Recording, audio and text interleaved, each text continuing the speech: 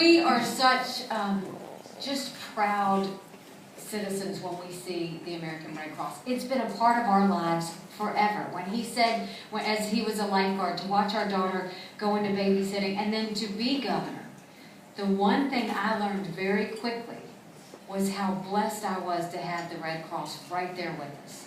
Because whether it was a tornado, they were right there.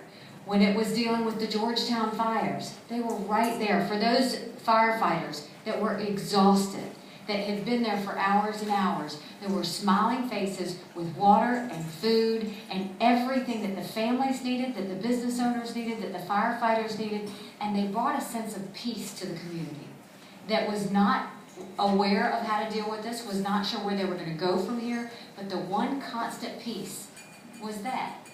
And then we went and we had the winter storm. 2 winter storms in 1 month. When we're not used to dealing with even flurries, we didn't get flurries, we got ice. And what we saw were 350,000 outages.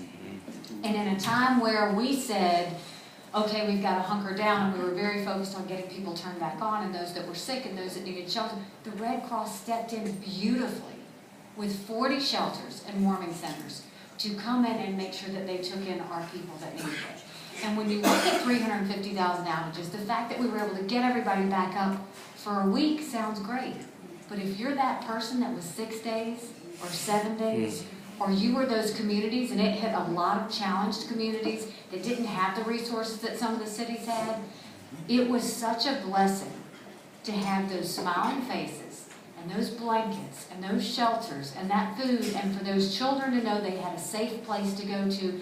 It was fantastic. And I can't tell you enough how when we went through those shelters, I mean, they just couldn't have been nicer. That's what this means, is when you look at the state, if we ever go through anything traumatic, the comfort I have is that the Red Cross is going to be there. There is no finer organization for anyone to donate to if you truly want to help people in need. Because they're there at a time when people don't expect to need it. And that's something you don't know. We give to lots of charities, and Michael and I are involved in lots of charities, but this is the one organization that it's amazing how many people say, I never thought I would need the Red Cross. And how many times the Red Cross has touched a person or touched a family, or everybody has a great Red Cross story to tell. So I stand here extremely proud that I could not have a better partner than the Red Cross. And to the volunteers, you do it so selflessly, but the way you do it has so much heart.